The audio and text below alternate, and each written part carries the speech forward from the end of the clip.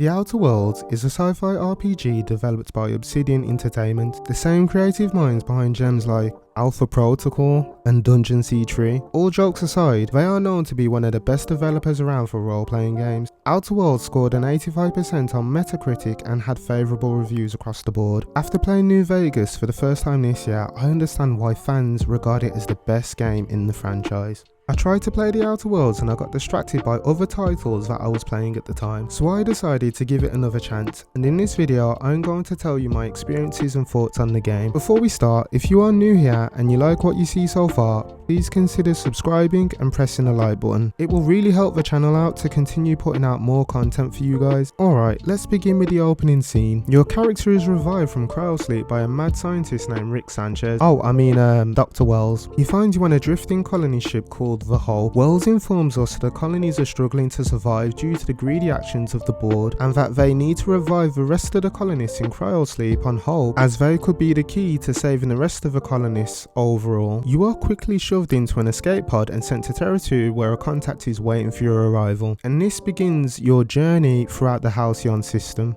You will start the game by creating your character, which entails choosing your attributes, skills, aptitude and appearance. Attributes falls into 6 categories which all start to average, and you get 6 points to increase them. You can also remove points to lower your ability within a category, which comes with a penalty, but you gain an extra point to use elsewhere. For example, you can remove a point from your intelligence, which will make your character below average for that stat and lose 20% of your critical damage. You will also unlock dumb dialogue options. How amazing is that? After attributes, you'll look to put points into your skills, which falls into 7 categories. You start by adding points to each group. For example, if I put a point in ranged, my handguns, long guns and heavy weapons all increase simultaneously. Once you reach 50, you can only put a point into the individual stat rather than the group, but every 20 points you will increase your proficiency in that skill, which will provide benefits like unique buffs, a new mechanic or an increase in stats. As you can see here, once I put 40 points in the long gun stat, I become competent and gain an extra 50% critical damage. Every point you invest into a group or singular stat will have an additional stat increase, as you can see here. Then comes your aptitude, which is essentially your backstory, which gives you a small bonus and is a nice touch in fleshing out your character. The character creator is fairly good. You cannot sculpt your features, but there are plenty of options for a variety of different looks.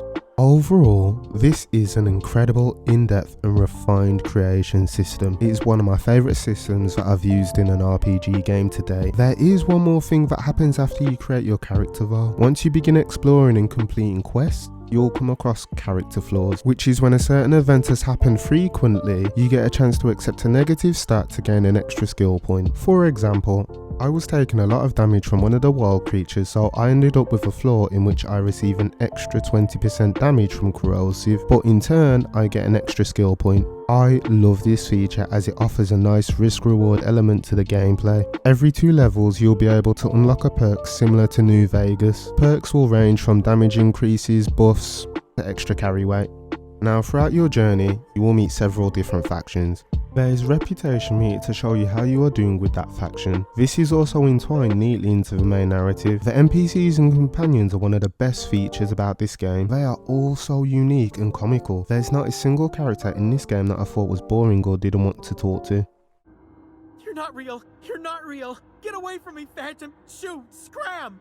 The companions all have great backstories and have their own quest line, which if you complete, they will gain an extra perk which will ultimately benefit you in the end. I also have to mention Ada, the Unreliable's AI. She is incredible. She is witty and just an all-round fun character integrated into a world filled with fascinating NPCs. The companions are dynamic. They will comment on locations that you pass by and converse with each other on the Unreliable and when you're exploring. It makes them feel like real living people in an active world, and I love it. I will admit though, the facial animations can be a bit off at times. You'll see their mouths kind of veer off to the side. As you've probably noticed, the conversations take place in a similar style to New Vegas, which is great because you know exactly what you're going to say. I hate it when you get dialogue choices in a game and you don't get the full sentence structure, and you end up choosing something that makes your character say something abrupt and possibly lead to an undesirable consequence. The dialogue choices that you have to interact with the characters are outstanding. If you have high enough points, you will unlock unique dialogue options which will allow you to handle situations differently. I found that I could talk myself out of a lot of situations rather than going into combat. In turn, this creates different outcomes for how you handle your missions and how the story plays out throughout your journey. Overall, this is one of the most fun and engaging stories I've played in a while. I won't go any further into the plot because I feel it's best that you explore it for yourself. It will add more weight to the decisions that you're going to make on your quest. The gameplay is simple but enjoyable. I specialised in long guns and science weapons, so I mainly used an assault rifle and a plasma rifle. I didn't get a chance to use melee in this playthrough as I didn't put any stats into it. When you first start the game, you'll get an ability called Tactical Time Dilation,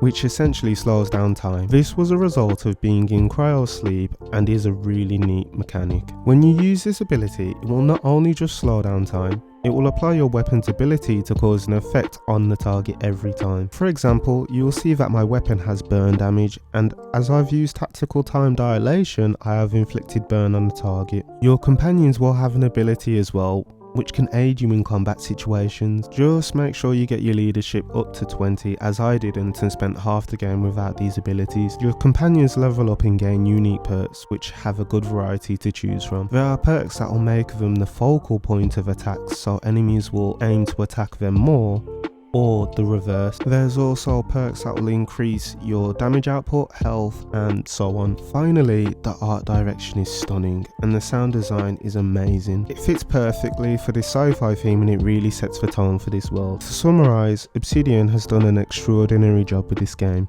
If you're a fan of any of the Fallout games or just RPGs in general, you must play this game as it will scratch that itch while we wait for the next generation of RPG games. I cannot wait to see what Obsidian brings next with the Outer Worlds sequel as well as Avowed. If you haven't played the Outer Worlds before and after watching this video you're considering playing it, or even if you have and you want to share what you like or dislike about the game, please share with me and leave a comment below and let's talk about it. My name is Jammer. You can find me over on Twitter, Instagram and Reddit, where my handle is Jammer the Gamer. I aim to put out more content on games such as The Witcher 3 Next Gen Update and Elden Ring soon, so if you are interested please subscribe to my channel. Thank you for watching, peace.